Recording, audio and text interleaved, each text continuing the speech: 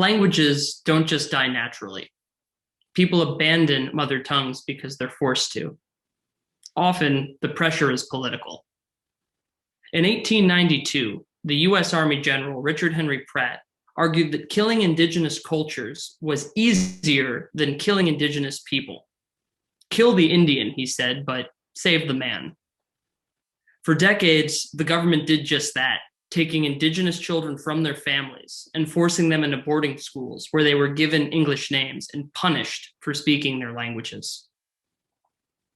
In 1931, Turkish President Mustafa Kemal Ataturk told an audience in the culturally diverse city of Adana that those who clung to minority languages like Kurdish, Ladino, or Armenian could not be trusted as Turks. In 1972, French President Georges Pompidou declared that there could be no place for minority languages in a France destined to make its mark on Europe. On every continent and in vastly different social circumstances, cultural assimilation has been a complement to genocide. 7,000 languages are alive today, but few are recognized by their own governments or supported online. So for people from the vast majority of cultures, globalization remains profoundly alienating. It means giving up your language for someone else's.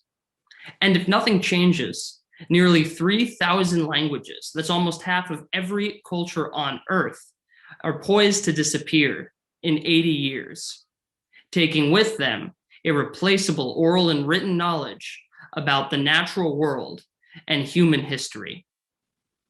But things are changing. Around the world, people are reviving ancestral languages and rebuilding their cultures. As far as we know, language reclamation began in the 1800s when, at a time of rising anti-Semitism, Jewish activists looked to their language, Hebrew, as a means of cultural survival. And though the language had been dormant for nearly 1,000 years, it was well preserved in books of Jewish religion and philosophy. So, activists studied and taught their children, raising the first native speakers in nearly 100 generations. Today, Hebrew is the mother tongue of 5 million Jewish people, and at least for me, an assimilated English-speaking member of the Jewish diaspora, a pillar of cultural sovereignty, a reminder of who I am and where I come from. 2,000 years later, we're still here. Now, until recently, Hebrew's reawakening was just an anomaly. Few languages are as well preserved as ours was, and the creation of a Jewish state in part of Israel and Palestine created a space for Hebrew's daily use. In other words, most cultures just weren't given a chance. Gwrthyrda Elizabeth o fi ha Trigisof in Cerno. That was Cornish, the ancestral language of Cornwall, which today is technically a county in southern England. By the 19th century, English-only policies had driven Cornish into extinction, but in the 1900s, Cornish activists fought for their culture. Though the language had been dormant for over 100 years, they used old books and plays to teach it to their children, reintroducing a mother tongue that had been stolen from their families. However, this new generation of Cornish speakers was scattered across Cornwall and unable to use the language freely. By the 1990s, Cornish had reawakened, but it wasn't thriving. Then, in the early 2000s, Cornish speakers found one another online and leveraged digital spaces to speak on a daily basis. From there, they organized weekly or monthly events where they could gather and speak in public. Today, some schools teach Cornish. There are Cornish language signs, ice cream commercials, Wikipedia, and even memes. And with their language once again intact, the people of Cornwall have secured recognition as a Celtic nation alongside Ireland, Scotland, and Wales. They stared down centuries of forced assimilation and said, "We're not a county in England. We're a people in our own right, and we're still here." And they're not the only ones. The Tunica Biloxi tribe of Louisiana is reviving their ancestral language. Ima tiana etisa, etisema eskunayawa igualicata. It started in the 1980s when Donna Pierre-Reed and her family started taking trips to Baton Rouge and New Orleans to photocopy old dictionaries stored away in university archives. The goal was to study Tunica and teach it to her children. Today, her family is leading a Tunica renaissance.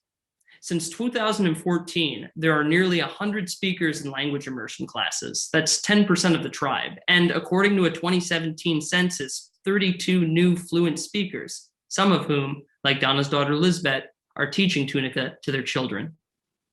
These new speakers are creating content, Facebook videos, and also memes.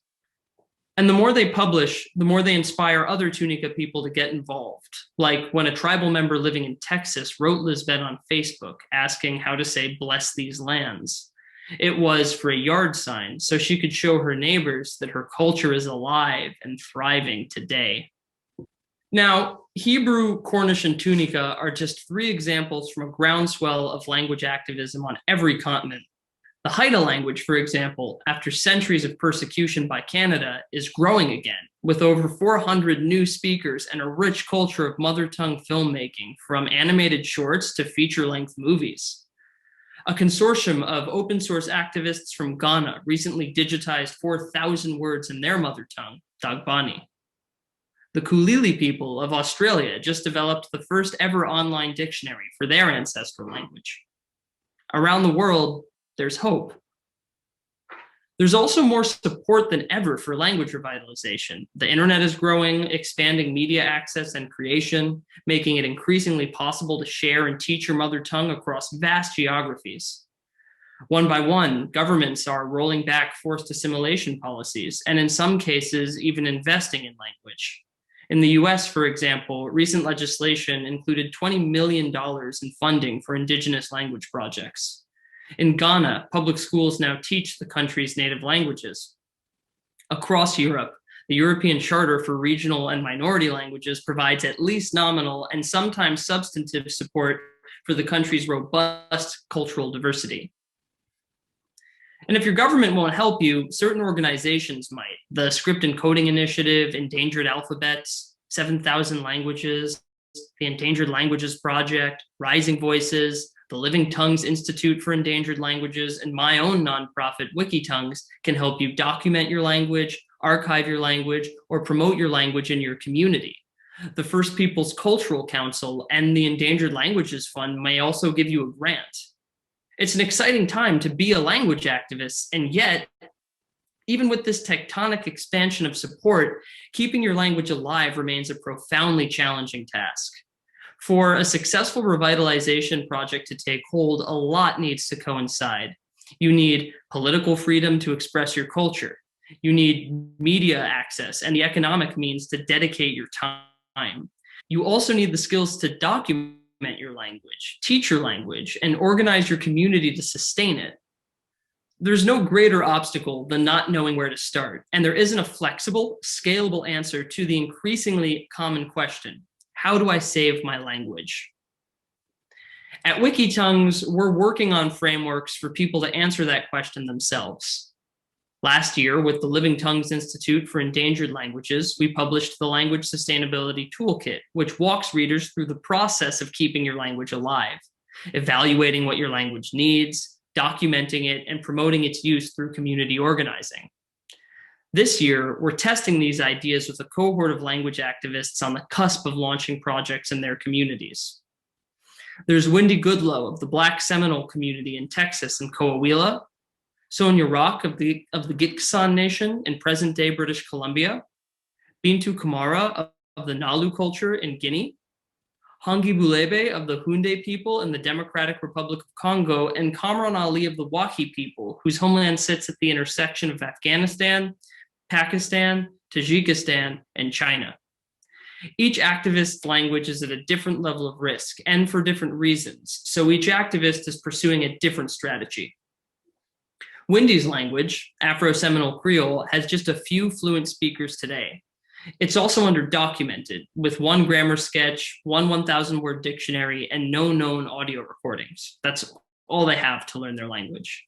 So Wendy's initial goal is as simple as it is ambitious: learn the language herself, and in 1 year's time, inspire 20 people in her community to learn the language with her. In other words, she wants to double the Afro-Seminole speaking population, and fast. Qamran, on the other hand, is in a different position. The Wakhi language is spoken by as many as 60,000 people of all ages, but younger generations are beginning to abandon their mother tongue to the pressures of assimilation. To change attitudes, Cameron wants to make Wakhi more accessible. Unlike Afro-Seminole Creole, there's a wealth of materials for learning Wakhi, but most of it was created by Soviet linguists and is therefore in Russian, a language that most Wakhis don't speak. Luckily, however, Kamran does speak Russian, and he lives in Moscow. Until international travel is safe again, he'll be translating and digitizing these resources for his friends back home. Sonia, Bintu, and Hangi are all working in support of early childhood education. Sonia is currently digitizing nursery rhymes in her language, Git Kasanimak. Bintu is working to publish and distribute Nalu language materials to 140 primary school children by 2023.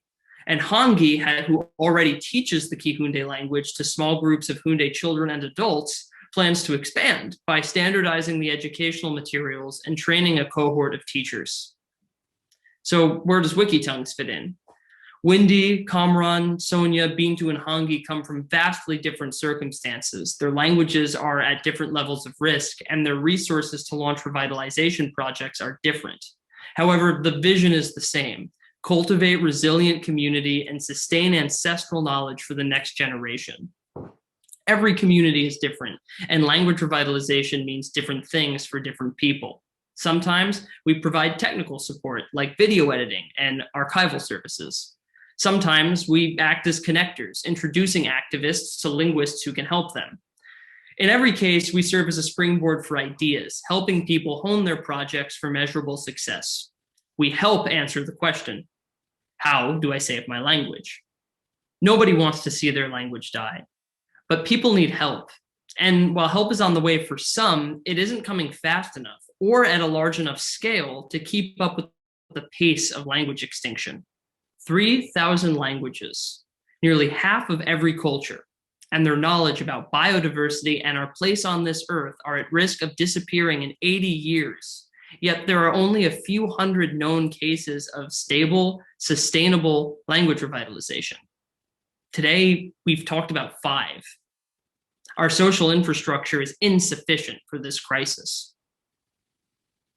In an ideal world, there would be funding available for everyone who wants to keep their language alive. Everyone would also have the right and the means to learn their language.